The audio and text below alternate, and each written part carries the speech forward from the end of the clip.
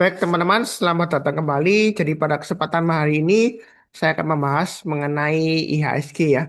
Uh, Kira-kira kenapa kok tiba-tiba rebound kencang banget ya sampai 7% ya. Dan beberapa saham itu naiknya lebih dari 20%. Apakah ini saat yang tepat untuk buyback ya seperti itu ya. Jadi saya akan sharekan dulu mengenai pemberitaannya. Sebenarnya saya nggak mau spekulasi ya, jadi saya akan sampaikan apa yang diberitakan kemungkinannya. eh, jadi kalau kita baca dari eh, beritanya kompas.com ya, eh, kenapa kok IHSG rebound ya? Ini kalau katanya tadi Dewan Komisioner OJK eh, dia menyatakan ya karena banyaknya sentimen positif ya, salah satunya BI menaikkan rate-nya 25 basis point, jadi sekarang 5,5% ya. Yieldnya Amerika kan sekitar 5%. Kalau saya sendiri sih, opini pribadi saya bilang kalau cuma 5,5% harusnya belum cukup kuat ya untuk eh, membuat rupiah menguat ya. Cuman ada sentimen lainnya. Sebelumnya saya sudah buat mengenai eh, video ya, itu mengenai Bahlil ya. Jadi Bahlil sebelumnya eh, dia sudah mengatakan mengenai tambang tidak ada perubahan peraturan ya seperti itu ya. Jadi seperti biasanya. Ya, makanya emiten tambang beberapa sudah mulai rebound dan em, kalau yang sudah rajin subscribe, sudah nonton harusnya sudah buyback beberapa yang saya bahas di YouTube video ya seperti itu ya. Jadi kemungkinan besar karena kenapa ya? Apakah buyback Pak Sunar? Karena eh, Wakil Ketua DPR dia bilang ada koordinasi dengan Danantara dan BPJS Ketenagakerjaan dan SPEN untuk buyback saham-saham BUMN ya seperti itu ya. Terutama saham-saham perbankan plat merah ya seperti itu ya. Eh, Kira-kira ke depannya bagaimana, eh, seperti apa yang nanti kita akan bahas lebih lanjut. Ini di situ. Nah, kalau menurut saya ya, ini opini pribadi saya, kenapa kok ISG rebound kencang ya, kemungkinan karena kepercayaan pasar ya. Kalau kita lihat akhir-akhir ini ada isu em, akan ada reshuffle Menteri Keuangan oleh Chatib Basri satu-satunya digadang-gadang ya. Eh, tapi isu itu memang dibantah ya. Jadi Chatib Basri ini cuma dipanggil oleh Presiden Prabowo untuk mengungkapkan mungkin pendapatnya mengenai situasi sekarang dan kira-kira solusinya bagaimana. Nah, ini saya akan play video dari Kontan TV ya. Eh, yang barusan rilis beberapa jam yang lalu ya, 3 atau 4 jam yang lalu. Jadi ekonom Cati Basri ini dikabarkan masuk ke Menku ya, menjadi Menku. Tapi ada rumor yang bilang Cati Basri ini menolak ya gitu. Karena dia maunya program-program pemerintah yang spendingnya banyak itu dikurangi atau dihapus seperti MBG atau Koperasi Desa, itu isunya seperti itu. Eh, nah, ini di dalam tampilan video konten ini kita akan nonton bersama ya. Memang suaranya agak kecil. Saya akan cantumkan linknya di video deskripsi bawah ini kalau Anda nonton ya. Apa yang bisa dilakukan di dalam Fitra? Raise revenue pasti. Karena tugas dari Menteri Keuangan itu sebetulnya sangat gampang. Jadi dia mengatakan tugas dari Menteri Keuangan itu sebenarnya sangat gampang ya, ada tiga ya. Dia hanya tiga hal. Naikkan, potong, pinjam. Jadi naikkan, potong, atau pinjam ya, itu ada tiga opsi untuk Menteri Keuangan. Jadi naikkan itu maksudnya apa? Naikkan tax revenue ya seperti itu. Jadi perpajakan ya pendapatannya diperbaiki supaya lebih meningkat.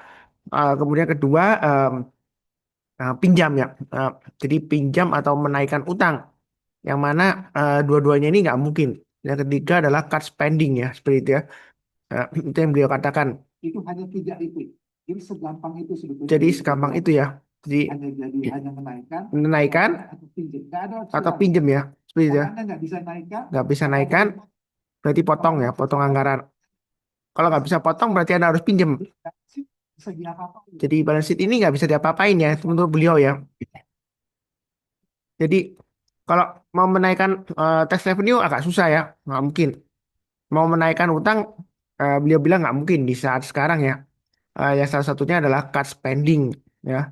Nah, kemungkinan sih karena eh, pendapat dari Jati Basri ini market expectation-nya mungkin pemerintah akan mengurangi ya efisiensi dari eh, em, istilahnya efisiensi untuk anggaran, terutama MBG.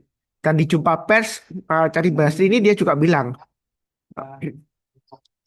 jadi dampaknya itu untuk melemahnya rupiah itu dampaknya eh, lebih terasa ke ekonomi ke bawah ya. Salah satunya langkah-langkah yang dilakukan di dalam efisiensi anggaran. Nah, beliau menegaskan efisiensi anggaran ya seperti itu ya. Ya salah satunya beliau juga menyebut mengenai MBG ya seperti itu ya. Dan ini sangat penting ya. Jadi ada kemungkinan karena ini jadi market melihatnya ke depannya sudah mulai ya istilahnya ada perbaikan ya seperti itu. Nah, kalau kita lihat dari eh, indeks DXY ya, indeks istilahnya em, mata uang US dollar terhadap 6 currency atau 7 currency ya, itu dia sudah mulai pullback ya. Tapi kalau saya lihat di sini MA20-nya masih mengarah ke atas ya. Dan kalau kita lihat indeksnya ini masih di atasnya MA20-nya. Jadi sebenarnya ini hanya pelemahan sementara kemungkinan ya, tapi mudah-mudahan enggak ya. Seperti dia. Eh, Kalau dilihat dari MA20 ini masih bisa mengarah ke atas dan ini sudah saya gambarkan garis-garisnya ya, seperti itu ya. Dan kalau kita lihat eh, untuk USD IDR-nya, ya kan, ini sudah naik tinggi, jadi kemungkinan pullback. Tapi kalau kita lihat sebelumnya di sini, kalau pullback, eh, tekanan eksternalnya masih kuat dari DXY ya, maka kemungkinan akan bisa naik lagi ya seperti itu. Nah, kalau dari Khatib Basri tadi ya mengatakan ya, eh, yang penting adalah market confidence ya seperti itu. Eh, Kredibilitas fiskalnya itu yang paling penting ya. Jadi kalau misalnya ada perbaikan, ya maka IHSG akan lanjut ya seperti itu. Nah, kira-kira bagaimana ke depannya sektor-sektor apa? Saya ada Sunar Superseed ya. Jadi kita lihat di Sunar Superseed ya. Pertama kita lihat sektoralnya dulu. Jadi di sini kalau kita perhatikan untuk sektoralnya, ya kenaikan tertinggi kalau kita perhatikan di basic industri, kemudian energi ya. Kemudian disusul oleh industri eh, dan infra dan transportasi ya. Tapi transportasi biasanya nggak terlalu banyak pengaruhnya. Nah juga kalau kita lihat mulai dari finance sudah mulai rebound ya. Jadi Anda bisa pakai Sunar Superseed. Ini Sunar Superseed saya bagikan di grup Sunar Saham Learning ya. Anda bisa minta linknya dengan cek ke Telegram saya langsung nyatakan ya untuk mendapatkan Sunar Superseed. Sunar Superseed ini Anda bisa screening mandiri ya saham-saham potensial. Misalnya di sini Anda bisa em, lihat stock gainernya ya, transaksi value terbesar yang sahamnya naik apa aja. Nah, mulai dari BBCA, TPIA dan seterusnya. Saya akan bahas kurang lebih sekitar ya sampai eh, sini ya 12 saham ya. Jadi saya nggak bahas semuanya. Yang beberapa ada sudah saya bahas di video sebelumnya ya. Seperti Cuan, kemudian BTRO ya seperti itu ya. Nah, jadi eh, kita akan bahas lagi untuk sahamnya. Nah, jadi saya tampilkan catnya ya. Nah, yang saya bahas pertama adalah untuk BBCA. BBCA ini kalau kita lihat sudah tertekan jauh dalam ya. Ada beberapa yang tanya ke saya, Pak Sunar, apakah sudah saatnya buy? Ada yang menggunakan acuan COVID sebelumnya ya. Kalau kita pakai acuan COVID memang masih jauh ya. Masih 4.400-an ya. Kurang lebih bottomnya ya. Nah, saya sih bukan tipe orang yang atau bukan tipe trader yang menebak bottom ya. Saya sih prinsipnya follow the trend. Walaupun ini naik kendali hijau tinggi, bukan berarti pasti dia akan naik terus nggak ya. Bukan berarti saya mendoakannya jelek nggak. Tapi kalau kita lihat dari trennya, ini masih downtrend ya. Downtrendnya masih kuat. Tahu dari mana? MA20-nya mengarah ke bawah, kendalinya masih di bawah MA20-nya. Em, ini masih jauh banget ya. MA20-nya juga masih jauh di bawah MA200-nya. Nah, seperti itu ya. Jadi saran saya sih jangan terlalu terburu-buru atau agresif buyback ya seperti itu ya. Eh, jadi baiknya bisa bertahap. Strateginya kalau naik kita tambah lagi bertahap ya seperti itu juga boleh ya. Aduh buyback. Nah, tapi kalau yang sudah nyangkut di atas jangan di average down ya. Budayakan no average down itu prinsip saya. Jadi yang sudah nyangkut ya kita tunggu aja. Nah, jadi lain kali lebih disiplin. Kalau misalnya sudah turun 5% atau sudah turun di bawah garis-garis yang saya berikan di video ya, Anda kurangi posisi. Nanti turun lagi Anda jual dan seterusnya. Nah, apakah ini sudah saatnya buyback? Ya, masih belum pasti juga ya seperti itu. Nah, ini kalau mau buy untuk BBCA ya, kalau saya bilang sih memang amannya harus tunggu di sini ya. 5.800 memang masih jauh. Nah, mungkin tangan kita gatel ya, pengen buy sekarang karena turunnya sudah dalam Pak Sunar. Nanti lumayan dari 5.200 ke 5.800 saja cuannya sudah eh, lumayan ya seperti itu. Cuman kalau follow the trend ya misalnya eh, kalau kita lihat MA20-nya ini masih belum. Tapi kalau Anda niatnya istilahnya ya curi start lah. Paling nggak Anda tunggu di area ini ya, high-nya tanggal 5 Juni. Di sini adalah 5.375. Jadi kalau dia naik ke atas 5.375, kita buy, naik lagi ke atas 5.800 atau Anda bisa buy-nya bertahap setiap kelipatan Rp100 atau Rp200. Kalau dia naik, kita bisa tambah lagi atau average up ya. Kurang lebih seperti itu ya. Cukup ya. Berikutnya untuk TPIA. Jadi TPIA ini kalau kita perhatikan, eh, sebenarnya di sini ada area support yang di bottomnya 1750. Dan dia sudah tembus ke atas. Nah, ini juga masih downtrend. Tahu dari mana? MA20 yang mengarah ke bawah, harganya masih jauh di bawahnya MA20. Kalaupun Anda mau buy, saran saya sih tunggu kalau dia berhasil naik ke atas 2280 ya. Atau kalau Anda mau curi start sih nggak apa-apa juga ya. Cuma di sini ada ekor-ekor panjang ya. Jadi buy-nya bertahap aja, jangan terlalu agresif ya. Itu saran saya kalau mau buy on weakness. Kalau naik kita tambah lagi, tapi kalau turun jangan di average down ya. Pasang trade stop-nya atau stop loss-nya. Ya, ya, seperti itu ya. Yang penting diingat adalah 1750. Kalau dia gagal bertahan di atasnya 1750, untuk TPIA lebih baik jual dulu ya. Atau jual dulu semuanya lah. Karena kalau dia gagal bertahan di atasnya 1750, kalau kita lihat mundur ke belakang, ini jauh banget ya, rumah hantu ya. Jadi ini sejak tahun bertahun-tahun ini area sideways atau support psikologisnya tahun 2021 ya. Jadi kalau dia gagal bertahan di atas 1750 ya lebih baik cut loss semuanya ya seperti itu ya. Eh, atau jual bertahap lah kalau Anda masih sayang ya. Tapi ini masih belum buy ya. Buy-nya bertahap aja disesuaikan dengan risiko profil masing-masing. Nah, kalau lebih cukup ya. Kemudian untuk BBRI, BBRI rebound kencang. Ini isu buyback ya. Nah, saya cuma ingatkan kalau misalnya ada buyback itu bukan berarti pasti dia balik arah trennya ke atas gitu ya. Enggak, belum tentu ya. Memang amannya harus tunggu naik ke atas 2980 untuk BBRI ya. Tapi kalau mau curi start, Anda bisa mulai buy mulai dari 2830 ke atas, Anda buy on weakness ya. Tapi tetap hati-hati ya. Buy-nya bertambah aja naik ke atas 2980 kita tambah lagi untuk average up, naik ke atasnya 3200 ya. Atau sekitar area swing di sini 3220 kita boleh tambah lagi untuk average up ya. Jadi buy-nya bertahap aja berdasarkan kurang lebih area resisten yang sudah saya gambarkan di sini ya. 2980 ke atas, Anda tambah lagi target price terdekatnya 3220. Atau kalau Anda mau buy-nya bertahap, mungkin setiap kelipatan 100 atau Rp200, Anda tambah lagi ya. Jadi buy-nya bertahap aja. Sambil pasang trailing stop-nya sama stop loss-nya. Ya, saya pakai sekuritas CP, Capital Buri. Kalau ingin join sekuritas, Anda bisa cek ke saya langsung ya. Anda bisa pasang trailing stop ya atau stop loss ya di Capital Buri atau istilahnya kodenya CP ya untuk sekuritas yang saya pakai sekarang ya. Kalau seperti itu cukup. Berikutnya untuk Bank Mandiri. Bank Mandiri kalau kita lihat juga rebound kencang. Ini area supaya sudah saya gambarkan 4.070. Nah, jadi kalau sudah naik ke atas 4.070, Anda bisa mulai buyback bertahap ya. Nah, di sini ada resisten minernya 4.300. Jadi kalau dia naik lagi ke atas 4.300, Anda boleh tambah lagi atau average up. Jadi buy-nya bertahap aja. Jangan terlalu takut, tapi jangan terlalu agresif ya. Eh, karena emang double masih mengarah ke bawah dan ini masih belum benar-benar aman ya. Bisa aja dia eh, pullback lagi ke bawah ya seperti itu ya. Jadi semuanya tergantung terhadap langkah pemerintah ke depan. Apakah memang mau benar-benar efisiensi ya, seperti yang dikatakan Cati Basri tadi. Kalau saya bilang sih SSK Rebound ini karena yang dikatakan Cati Basri itu mungkin pemerintah Prabowo atau setidaknya presiden kita mau mendengarkan ya. Di saat sekarang kondisi mata uangnya Indonesia itu rupiahnya melemah, kalau kita ngotot ya ngotot eh, jojoran anggaran untuk MBG atau koperasi desa itu ada kemungkinan nanti makin parah ya. Kepercayaannya itu yang penting ya katanya Cati Basri ya. Sebenarnya fundamental ekonomi kita itu baik ya. Tapi karena kepercayaan fiskalnya nggak ada ya, ya market itu kan akan lari. Ya di video sebelumnya yang saya eh, sebutkan beliau katakan itu mengenai CDS itu sudah terlihat meningkat ya seperti itu ya.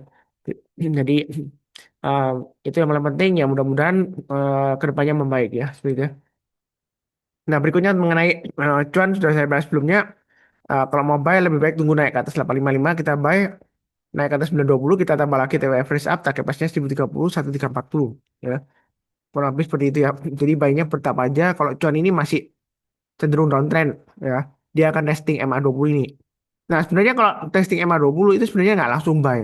Tunggu kalau MA20 sudah mulai mengarah ke atas kita barusan buy. Dan candlenya sudah di atas MA20-nya. Tapi kalau seperti ini ya lebih baik tunggu ke atas 855 aja kita barusan buy. Kalau sekarang sih masih belum buy.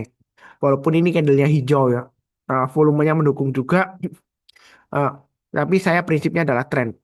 Kalau trennya masih downtrend ya kita jangan terlalu agresif ya. Seperti itu. Lebih cukup. Berikutnya untuk Telkom. Jadi Telkom ini kalau kita lihat memang MA20-nya masih ke atas dan ini masih jauh di bawahnya MA20-nya candle terakhir ya. Kalau mau buy Telkom, saran saya sih tunggu paling nggak naik ke atas 2750. Karena kalau buy sekarang itu masih resiko. Ya tunggu dia tutup gap ini dulu ya. Jadi kalau dia sudah naik ke atas 2750 kita barusan buy on weakness, buy-nya bertahap aja. Setiap kelipatan Rp100 atau Rp200 kita tambah lagi target price terdekatnya di 3100, 3260 dan 3390. Nah, jadi buy-nya bertahap aja. Kurang lebih seperti itu untuk Telkom. Berikutnya untuk Antam. Ini masih konsolidasi di bawah. Jadi masih belum buy juga. Kalau mau buy Antam, tunggu naik ke atas 3060 kita barusan buy. Ya. Jadi karena trennya ini masih turun ke bawah, MA20-nya. Jadi tunggu aja. Buy-nya bertahap aja. Kalau sudah punya, jangan di average down ya. Nah, seperti itu ya. Mungkin ada yang komplain, Pak Sunar, saya tujuannya untuk average down itu supaya nanti eh, average-nya turun. Jadi begitu dia naik sedikit, ya, atau melewati dari average yang baru, saya bisa keluar ya seperti itu ya. Jadi intinya di sini ya, saya fokusnya adalah di trend. Kalau misalnya Anda nyangkut jauh ya, ya lebih baik menunggu ya, ya keadaan membaik ya. Kalau Anda mau tambah lagi ya kita lihat kalau uptrendnya sudah mulai naik lagi ya mungkin bisa lah ya. Tapi cuman tetap best practice saya budayakan no average down ya apapun alasannya. Kalaupun Anda kaya raya, ya, Anda mau beli perusahaannya, caranya bukan beli di pasar saham di BI, bukan. Anda langsung nego ke pemilik mayoritasnya. Nah, jadi, eh, em, bos, saya mau beli perusahaan kamu.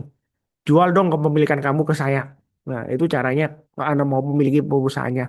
Jadi bukan beli terus di pasar Bursa Efek Indonesia. Memang kepemilikan Anda meningkat. Tapi begitu eh, pemilik mayoritasnya itu nggak mau jual, maka dia mempunyai hak untuk right issue dan sebagainya. Ya, nanti kepemilikan Anda malah terdilusi. Ya, nah, atau yang punya banyak porsinya ini nggak mau jual ya, tetap ada Anda nggak bisa memiliki perusahaannya. Ya, seperti itu.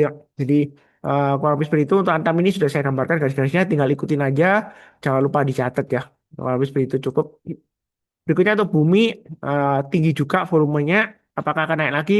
Saya bilang sih tunggu naik ke atas 157. Kalau salah ini sudah saya bahas di video sebelumnya. Target price dekatnya 198. Di sini ada checkpointnya satu di swing high di sini ya 175 ya. Jadi kalau dia naik ke atas 175 boleh tambah lagi atau average up. Jadi baiknya bertahap ke atas ya. Jadi jangan terlalu agresif karena MA20 masih mengarah ke bawah. Ya memang MA200-nya sideways tapi MA20-nya di bawah MA200-nya dan candle terakhir masih di bawahnya MA20. Jadi masih belum benar-benar aman. Kalau lebih cukup berikutnya untuk BRPT ini kurang lebih sudah saya gambarkan area buy on weakness. Kalau mau buy sekarang boleh aja atau tunggu yang saya gambarkan sebelumnya naik ke atas 1720 ada buy, naik ke atas 1900 tambah lagi target price berikutnya di 2040 sampai 2200-an di sini ya. Di sini ada ekor panjang. Jadi kalau dia gagal turun ya Anda pasang stop loss-nya atau trailing stop-nya. Ya. Kalau habis seperti itu untuk BRPT gampang ya. Sudah saya gambarkan garis-garisnya. Tinggal diikutin aja. Kalau misalnya angkanya ini nggak jelas, Anda naikkan resolusinya ke 1080p. Ya. Jadi supaya lebih jelas, Anda bisa tahu ya seperti itu. Eh, karena kalau koneksinya lagi lesu, eh, slow ya, internetnya ya, maka YouTube secara nggak langsung dia akan turunkan resolusinya. Jadi nggak kelihatan nanti angkanya. Kalau saya ngomongnya kecepatan, mungkin playback speednya dikurangi ke 0,75 kali. Ya. Kalau lebih cukup, berikutnya untuk BBNI. Kalau BBNI ini sama. Kalau kita lihat di sini, swing low di sini. Ya, itu 3.510. Jadi kalau Anda mau buy, paling tidak tunggu naik ke atas 3.510 kita berusaha buy. Loh Pak Sunar ketinggalan dong kalau gitu kan sayang. Eh, ya saya sih prinsipnya follow the trend. Kalau kita lihat dari trennya ini masih downtrend. walaupun candlenya hijau, volumenya naik tinggi ya. Eh, Kalaupun Anda mau curi start, eh, ya paling nggak tunggu naik ke atas candlenya inilah. Eh, Tanggal 5 Juni ya, naik ke atas 3420 kita berusaha buy. Ya, tapi baiknya bertapa aja karena trennya di sini kalau kita lihat MA20-nya masih mengarah ke bawah, candlenya masih di bawahnya MA20. Ya, seperti itu. Jadi saya itu nggak mau pakai Ajimo. Wah, ini hijau candlenya. Nggak, saya pakai tren following ya seperti itu. Kalau trennya masih bagus ya kita boleh tambah lagi atau average up. Tapi kalau trennya masih kuat ya boleh aja sih kalau mau celup-celup tes ya, test the water boleh aja. Tapi jangan semuanya ya bertahap aja. Ya kalau lebih cukup. Berikutnya untuk AMMN ini masih konsolidasi di bawah. Kalau mau buy lebih baik tunggu kalau dia breakout di sini ya. 3960 atau naik ke atas EMA 20-nya dan EMA 20-nya sudah mulai mengarah ke atas ya. Kurang lebih di atas 3600 kita perusahaan buy ya atau buyback ya. Target price berikutnya 4500, 5000 dan seterusnya. Jadi untuk AMMN ini masih resiko downtrend. Jangan terlalu takut tapi jangan terlalu agresif itu saran saya ya. Eh, Kurang lebih sih cukup ya untuk AMMN ini gampang lah. Nah, kalau mau tambah lagi target price berikutnya em, nanti kalau dia naik ke atas 4510 kita tambah lagi target price berikutnya di 5250 dan 5875. Jadi garis-garisnya sudah saya gambarkan. Eh, Anda tinggal ikutin aja ya. Ya sesuai dengan saya bantu garisnya. Nah, yang penting ada trading plan ya. Nah, seperti itu ya. Lebih cukup. Berikutnya PTRO. Ya, ini sudah saya gambar ya. Sebelumnya sudah saya bahas. Jadi ada pattern yang akan terbentuk ya. Pattern yang akan terbentuk adalah double bottom. Tapi kalau kita bicara mengenai trading chart pattern, itu harus patternnya terbentuk dulu. Dia breakout dari neckline-nya. Kita berusaha eh, ambil action ya. Memang trading pattern trade pattern itu trading breakout. Jadi kalau patternnya nggak terbentuk, nggak breakout ya kita nggak buy atau nggak sell ya. Kalau dia reversal ya. Jadi kalau kita lihat di sini untuk PTRO sebenarnya naik ke atas 4250 ya sudah boleh buy. Ya buy-nya bertahap aja karena dia kalau kita lihat MA20 nya masih mengarah ke bawah dan MA20 nya masih di bawahnya MA200 nya. Nah seperti itu. Nah sebelumnya memang ada yang mengkritik.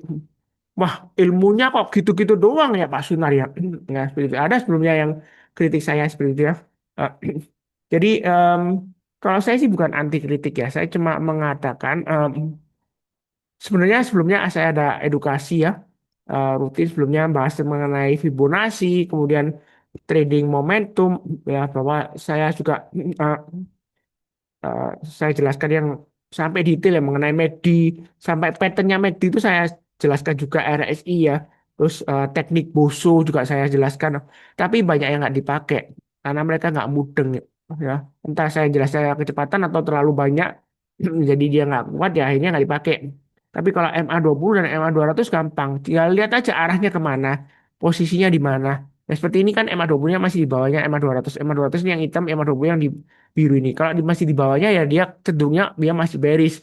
Terus kita lihat candlenya, candlenya ditutup di mana? Kalau dia sudah di atasnya ya biasanya sudah mulai membaik. Tapi kalau arahnya MA20 yang paling penting arahnya MA20-nya masih mengarah ke bawah, ya berarti masih belum uptrend ya seperti itu ya. Gampang aja. Ya trading itu sebenarnya nggak perlu terlalu eh, rumit-rumit ya seperti itu. Yang penting adalah disesuaikan dengan eh, risiko profil masing-masing dan trading plan kita ya. Ya, kita bisa aja belajar mengenai analisa teknikal sampai mahir banget, mungkin sampai dapat sertifikasi CFTE gitu ya, atau CFTA ya, CFA ya, nah, CTA sih saya lupa namanya CFTE atau CTA. Tuh, kita nggak perlu belajar sampai rumit-rumit, ya. Karena saya itu eh, penganut filosofinya dari Bruce Lee. Yang paling penting adalah eh, kita nggak perlu melatih banyak jurus ya satu kali. Yang penting kita belajar satu jurus atau dua lah paling banyak. Tapi kita bisa latih sampai 10.000 kali. Karena Bruce Lee itu dia paling takut kalau ada musuh yang menguasai satu jurus tapi sudah dilatih sampai puluhan ribu kali. Daripada orang yang menguasai 10.000 jurus ya. Banyak analisa teknikal. Kalau Anda lihat mungkin ada beberapa orang yang influencer ya dia mahir sampai banyak garis-garisnya. Ya memang garis saya tadi banyak. Tapi saya lebih utamakan lihat MA20 dan MA200 saja. Ya. Itu posisinya di mana dan yang penting arahnya. Ya. Kalau arahnya MA20-nya masih mengarah ke atas, apalagi kalau MA20-nya sudah di atas MA200-nya, kemudian candle-nya sudah di atas MA20 ya biasanya uptrend-nya masih bagus ya umumnya. Kalaupun dia pullback, dia hanya konsolidasi aja. Ya, bisa buy on weakness ya seperti itu. Em, saya rasa sih kurang lebih seperti itu ya. Jadi em, bagaimana Pak Sunar secara keseluruhan? Anda sudah saya sediakan untuk Sunar Superseed ya. Jadi Anda bisa screen sendiri atau Anda cek WA. Saya punya buat WhatsApp channel yang mana Anda bisa follow juga. Nanti saya tulis di video deskripsi juga. Ya, ini saya bagikan snapshot dari screener Sunar Superseed. Nah, gitu. Nah, Sunar Superseed ini nggak saya bagikan umum luas nggak ya. Karena dulu pernah saya bagikan luas ya mengenai Sunar Superseed, cuman disalahgunakan ya. Karena ada member saya itu yang sebelum kenal saya dia ada join membership premium dan orang tersebut dia ngadakan Zoom meeting ya. Nah, Zoom meeting itu kan ada waktu sharingan, bisa share window sama share entire screen ya. Dia nggak sengaja mungkin klik share entire screen ya. Jadi kelihatan di situ ada Excel. Dia nggak sengaja kena klik. Ya bentuknya itu mirip banget sama punyanya Pak Sunar ya seperti itu ya. Ya mungkin dia modify sedikit, tapi kebanyakan sih mirip ya seperti itu ya. Jadi sering disalahgunakan. Jadi dia pakai untuk jualan rekomendasi ya seperti itu ya. Atau jualan kelas. Makanya saya buat terbatas saja bagi orang-orang yang benar-benar serius untuk trading. Nah, saya tuh paling senang kalau bisa membuat follower saya sukses daripada saya sendiri sukses karena follower saya. Kan banyak tuh influencer yang kaya raya. Ya, dari followernya, dari mana? Ya, dari ads revenue, dari endorsement, sampai pamer bisa beli rumah, bisa beli mobil baru, lah pokoknya. Itu dia sukses karena followernya. Tapi saya maunya follower saya yang sukses. Ya, seperti itu. Banyak juga yang tanya-tanya ke saya masih layanin. Memang sebelumnya saya lumayan jarang untuk beli apa, jarang untuk buat videonya ya. Karena saya sempat sakit sebelumnya, eh, kemudian tempat terapi juga sudah eh, saya sharekan juga ke teman-teman yang dekat dengan saya aja. Eh, Kemudian ada masalah keluarga juga ya. Eh, Orang tua saya yang sakit, jadi sering jaga orang tua ya mudah-mudahan kedepannya masih sering aktif ya. Nah, saya rasa sih cukup sekian dan di akhir video izinkan saya mendoakan semuanya selalu sehat, damai dan sejahtera selalu. Amin. Terima kasih. Tetap semangat.